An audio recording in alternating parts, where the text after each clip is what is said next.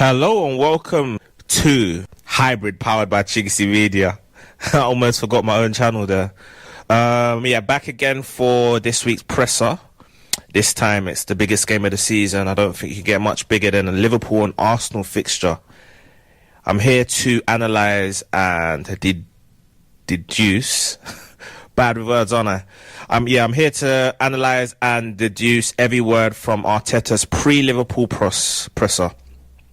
So without any further ado, Mikel Arteta faced the press ahead of our trip to Anfield to take on Liverpool in the Premier League this weekend.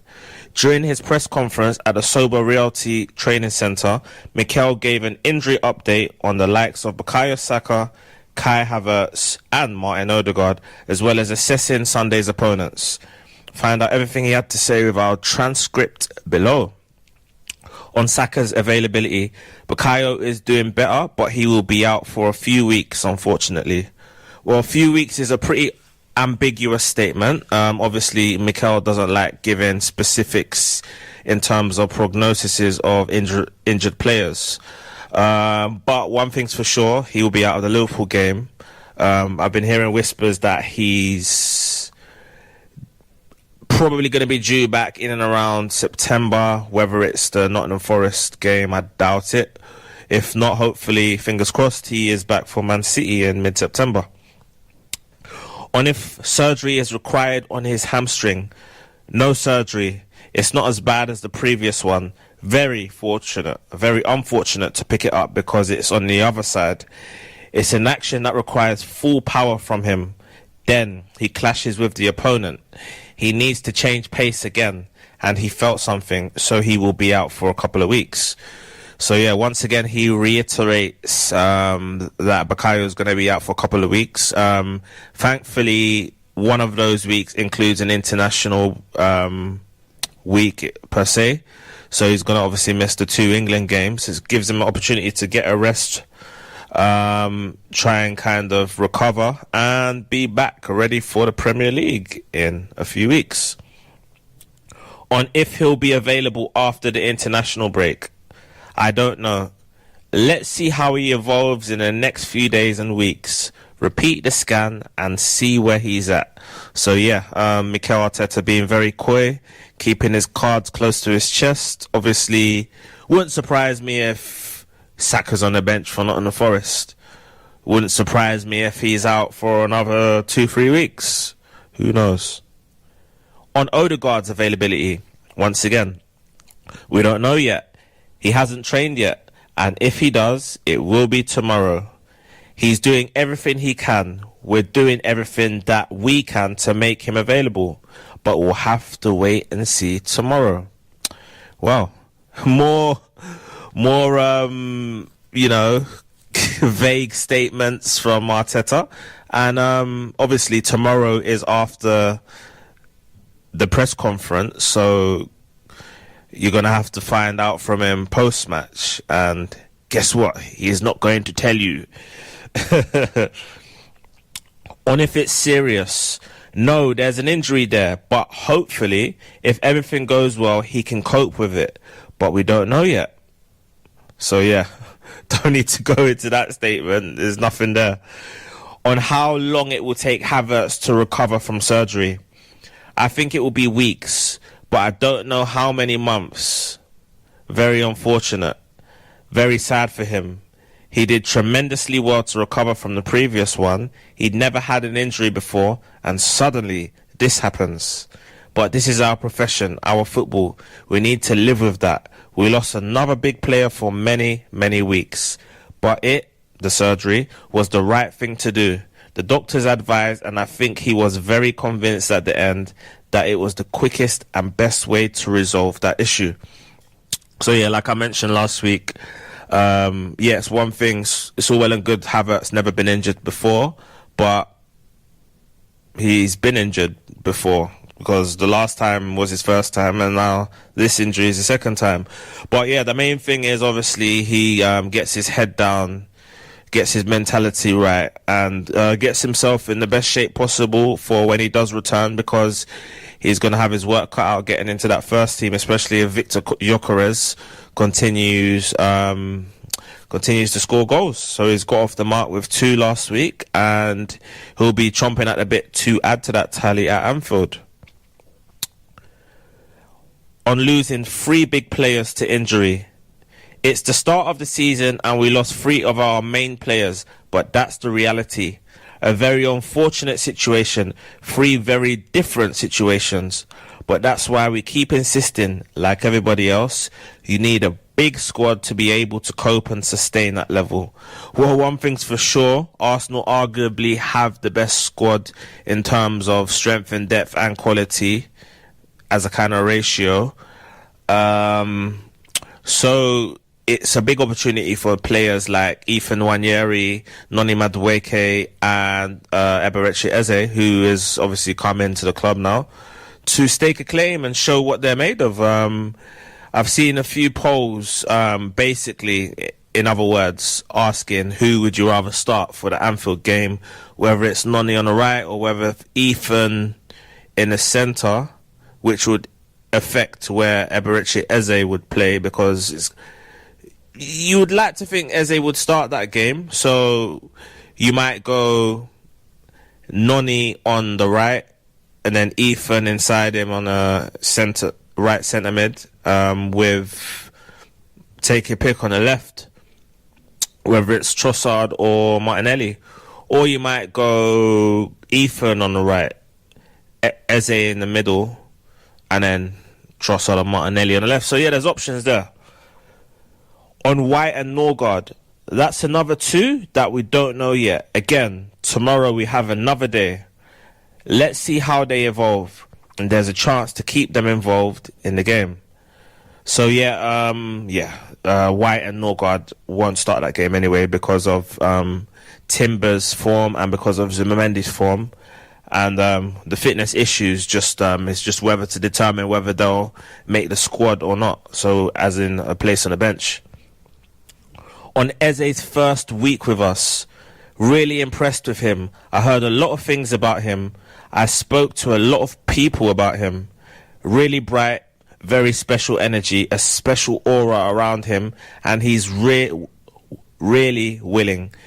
He's already gathered a lot of information on the things that we want to see on the pitch, but especially making sure that he has the freedom and the capacity to express his quality, which is the reason why we brought him here. So yeah, Eze's ability is self-explanatory. You just need to watch a couple minutes clips of him to see that this boy has immense talent. He's an exceptional dribbler, got great balance, fantastic shot, great shooting ability, good strength, really sturdy kid. And yeah, on top of that, obviously, he's got a really good character about him, very intelligent, and he's very good at chess. On if he'll go straight into the team, as if he's going to tell you that. We have options in that position, and that's a good thing that we have this year. Let's see, as I said, another day, and I'm not going to give you any clues, obviously. Yeah, like I said, as if he's going to tell you that. But the key 2 words in that statement is this year. So he's essentially saying last year we didn't have strength and depth. Yeah, like I mentioned, I alluded to, Arsenal have a very strong squad now, stacked, especially in defence. Midfield's pretty good. But we're losing 3 midfielders, if you like, if you want to call Havertz a midfielder. So let's see what some of the squad players are made of. A big opportunity for certain players to state their claim to start. On how he adds to our ability to be unpredictable. We have a lot of players now that can play in different positions and they can fill gaps when we have them. Looking at the start of the season that we have already had with injuries, that's going to be very necessary. So I'm very happy to have the ability to do that. So I mean, a lot of this is to do with our strength and depth. So I feel like I'm repeating myself here. But it's a big opportunity for certain players to state their claim. So it'll be interesting to see what kind of players he does go in a starting lineup. I think he's gonna go It's a difficult one. I think Eze will start. I think Noni Madueke will start on the right. And then it's just a question of whether he goes Trossard or Martinelli on the left, which is a difficult one. It's a really difficult one to call. So yeah, we'll see. Something tells me he'll go with Trossard because of Trossard's ability, because of Trossard's history against Liverpool. And then obviously Martinelli is a good option off the bench with his pace. On if we would prefer to play Liverpool later in the season, it is what it is. We have to play them. They are champions. They are champions for a reason, because they deserve to be champions. They were the better team last year, the most consistent one, the one that found ways to win in many different ways, and we want to be that team this year. We need to go to Anfield with that spirit and that conviction. So yeah, I think Liverpool was certainly the most consistent one.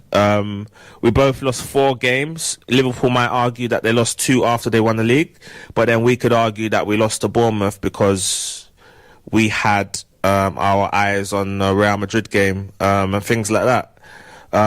We lost 2 games quite early, to Newcastle and Bournemouth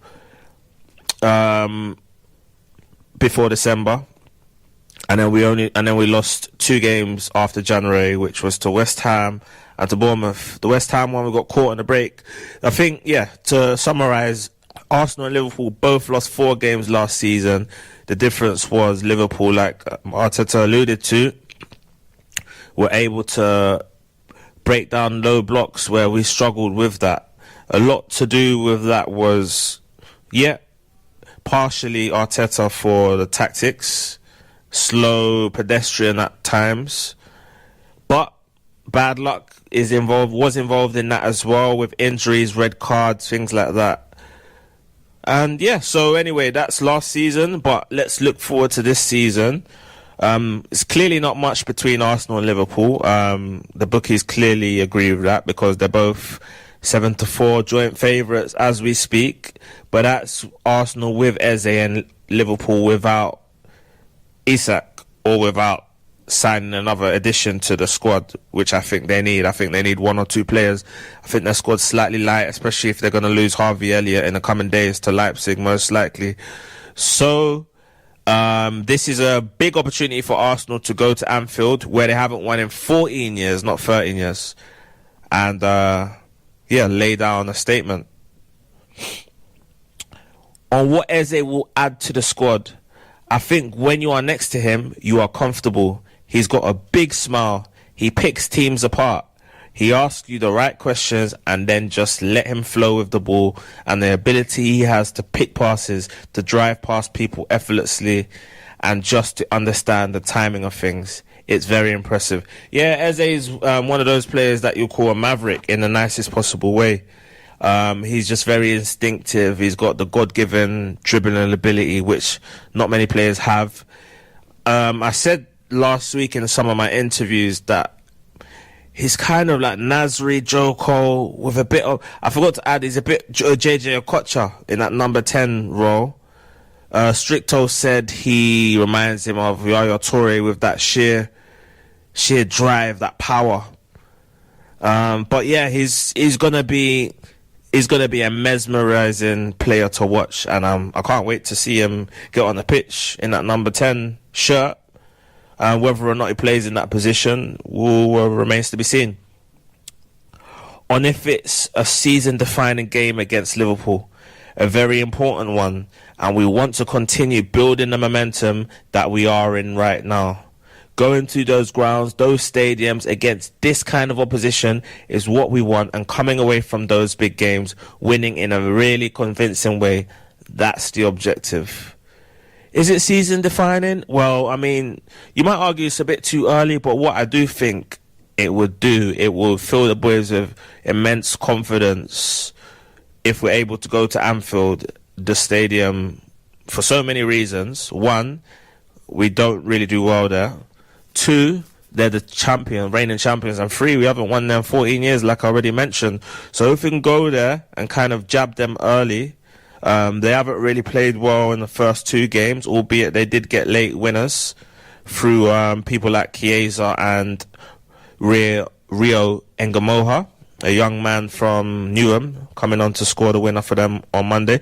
But yeah, if Arsenal can go and win there, that would send shockwaves through the league. I don't think it will be a surprise per se, but yeah, over the last few years, I think four draws in a row at Anfield, so something's got to give. Hopefully, they can get the 3 points. On what needs to change for us to win at Anfield this time around? Be better than we've been in those games, more efficient, and do what we've done with many other stats that we had for even longer. Just go there and be convinced that we can go to Anfield and win. Yeah, I mean, a lot of it's to do with belief. I think when we played them, was it in April, May time, we had spells where we were the better team, but like in the last few years at Anfield, both teams have had spells where they're the better team in the game. So you might argue in all those occasions, probably a draw is a fair result. However, Anfield is a stadium where it doesn't take much to get the fans up for it. So we've just got to have our wits about us, be focused, be professional, be determined, have confidence, and go out there and give it our all. On if he's noticed differences in how Liverpool played this season, I think the individual characteristics at the end are what changed. How they use the ball as a team, and it's clear that a certain player receiving the ball in certain areas with different qualities, the outcome is going to be different. They've had a lot of signings, really good signings. They keep evolving the squad like we have done as well. So it's a big match ahead. Yeah, I mean, Liverpool have brought in a lot of pace this season. People like Jeremy Frimpong, who was beat out for that game on Sunday, and Milos Kerkez bring a lot of verve, a lot of pace, a lot of thrust, attacking vivaciousness down the lines, give them width. And then obviously people like Florian Wirtz give them quality, good touches, can bring people into play. Number 10, a lot of the top sides have brought in a number 10 this summer. Tottenham have it looks like they're going to sign Xavi Simons, who's been at Barcelona, PSG. And then obviously Hugo Ekitike, exceptional player, a lot of quality, good sharp first touch, amazing finisher, young, impressionable, confident, talented. So yeah, they've obviously all these players have come into their starting lineup effectively, so it's half the team that's changed. So obviously, yeah, like Arteta said, the characteristics of Liverpool will change as a result, because someone like Frimpong is completely different to someone like Trent. On if we targeted players like Gyökeres and Eze, who could be good for transitions, we have to add players who add value to things that can define football matches. And with those two, they have the ability at the end to make the final action in many ways, to finish with the ball in the back of the net, which is the outcome that we want in every action that we have in our attacking phase. And those two, they're going to add these individual actions, magic moments, and that's what we need to win games. So yeah, once again, this remarkable buzzword in transition, which is on the counter-attack, effectively means just your efficiency when you win the ball off the opponent. Efficiency and speed in essence, really. So people with speed, pace, good dribbling ability. So people like Madueke, Wanyeri, Saka, Martinelli, Gyökeres all have pace. So in this transition word, as they say, should be really real threats. So obviously Liverpool do leave a lot of spaces. I doubt they'll play like that against us, but then again, Arne Slot, he's got that thing about him that we're going to play our way no matter who we play kind of thing. And it is what it is. They'll believe that they have the quality to outscore any opponent they play. So it'll be interesting to see Arsenal play a team that would not really show us respect as we're used to on a weekly basis. So that's why this game could go anyway, really. So I think the neutral will probably go a draw. But yeah, it'll be interesting to see what tactics Arteta does go with, whether he tries to go toe-to-toe or show Liverpool a bit of respect. But he's no reason to have to do that. Obviously, you do respect Liverpool as the champions, as a team that, you know, finished 10 points above us last season. However, we've started the season with 2 wins as they have, and I don't think he should have any real reason to not think we can go there, play our game, and emerge victorious, emerge the victors. On if he worries about keeping everyone happy with the depth we have now, no. I think the word is that I care that everybody is as happy as they possibly can be.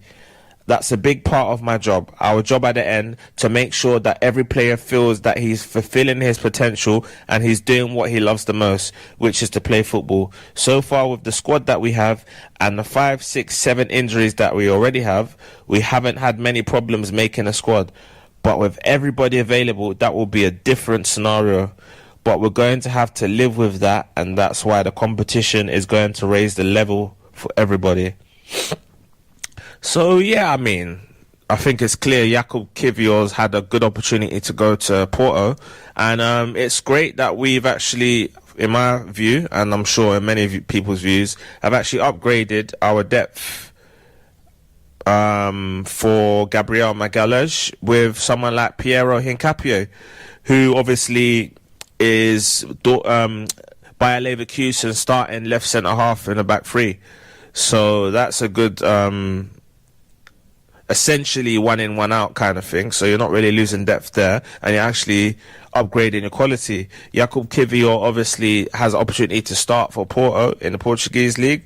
Wish him all the best. Obviously the deal is not complete as of yet, but it will get done, barring something crazy. But yeah, I'm sure that will be done. And I expect Hincapié to come in as depth for Gabriel. So yeah, when Gabriel needs a little rest or a breather, let's say in a cup game or 1 or 2 games here and there, we're not really losing quality.